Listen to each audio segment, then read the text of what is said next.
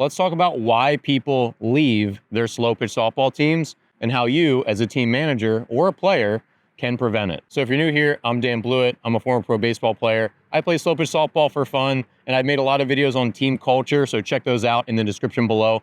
And this is a discussion about team culture, but also how you, if you manage a team or if you're a player, how you're responsible for hopefully keeping a vibe and a culture alive that transcends just any one player and continues to get more people to want to join your team. It doesn't matter how good you are. If people are miserable, just like in the workplace, you can have a great salary. If you hate your boss, you're eventually going to go. And this is what happens with teams. They erode because the culture isn't kept well and because little things get overlooked and they don't check in with people. And then eventually good players start to leave and try to find a better fit elsewhere. So the first reason people leave their slow pitch teams is because they're not playing the positions that they want. And look, it's really important to have an upfront conversation about this at the beginning of the season, saying, look, this is how competitive we are. This is how we're going to make our lineups. This is how we determine who plays where. People will understand if you state it up front, but most teams don't do that. So people don't really know like how important it is. Is it that this guy always plays shortstop every inning? Is it really that important? Couldn't he play 4 out of the 6 innings or 5 out of the 7 innings? Does he have to play every inning? And like, do I have to catch every game? Do I always have to be stuck in right field? And it becomes hard to have these conversations if you're like, hey, the outfield always rotates positions, but the middle infielders never do, right? And I'm a pretty good infielder. I'm not the best infielder. Maybe I don't deserve to play shortstop all the time, but I would like to play third base at least a couple innings every game or like at least a reasonable amount of time because I enjoy it, right? So as a manager, you can easily get pigeonholed into saying like, yeah, these are where we play people, and you just kind of set it and forget it, like the old rotisserie chicken guy, Ron Popeil. But you really want to like have some time periodically to check in with people and just to check in with yourself and you think, who am I leaving out, right? Does that guy always want to play right field? Does that guy always want to play left field? There's a big difference in how much action you get in one position versus the others. So as a manager, check in with yourself and check in with players. Pull someone aside and be like, hey, is anyone unhappy with where they're playing? Or just send a Google form at the beginning of the season or at any point and just ask people. You can ask anonymously, like, hey, how do you feel like we do spreading out playing time? But obviously, these are rec sports. You might want to win your local championship. Also, ultimately, it does not matter. But even if you want to win, you still want to create a vibe where people are excited to play the rec sport, that gives them optimism, that gets them out of bed, that they devote so much of their time to, right?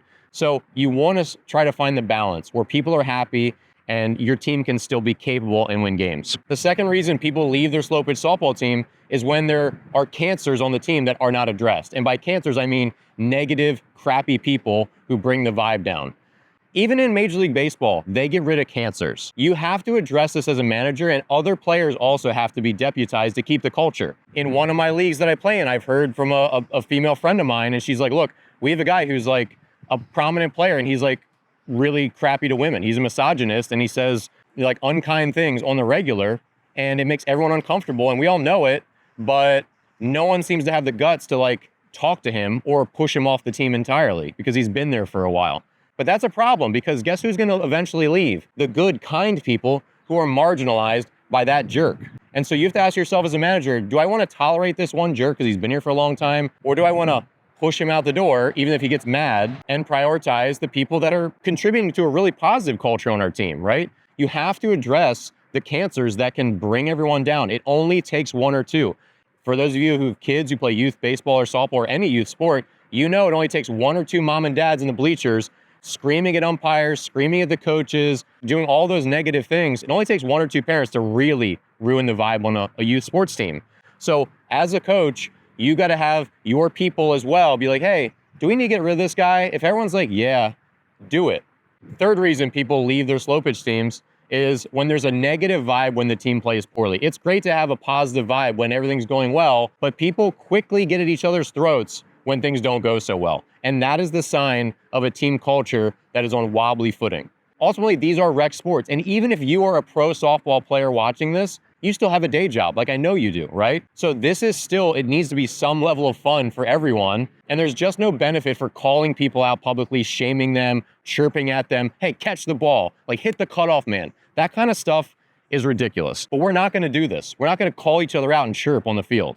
Look, these can be hard conversations, but you've got to set the tone as a manager and other players on the team. You've got to enforce this. Hey, everyone here is trying their best. Everyone is trying their best. It's rec softball.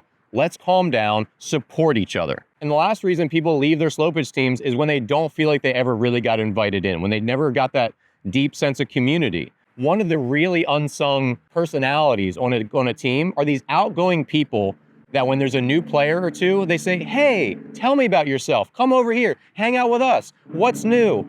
I'm an introverted person, and in this context of teams, those people are so important to me because I am a listener. I'm an observer. I'm very focused and intense in the game where I'm not very social. And I need people to break me out of that shell and say, hey, Dan, what's up? Come to the bar with us. Come hang out. Come linger for 20 minutes after the game. Just talk to us. What's new? What's going on? That helps me so much to integrate into a team. And you need those people. Even if those are not your skilled players, you want them on your team because they help bring the good players in and help them feel valued and heard and seen. And do you linger after a game? Just stand around the bleachers BSing for 20 minutes. Go to the bar afterwards. Set up team, go to the local baseball game. Go to the driving range. Do things together. The more you can bring people into the fold, that is ultimately the biggest point of why we do this. It's for friendship, camaraderie, community. That's why we play. So make sure you have those people that invite the new players in, that make everyone feel included. If you want them on your team, really let them know it and bring them into your community. All right, so what did I miss? Leave me a comment below. I'm sure we get a big discussion going in the comment section here. And if you have any questions or future video topic suggestions, leave them in the comments below. Thanks again for watching. Please subscribe if you haven't, and I'll see you here in the next video.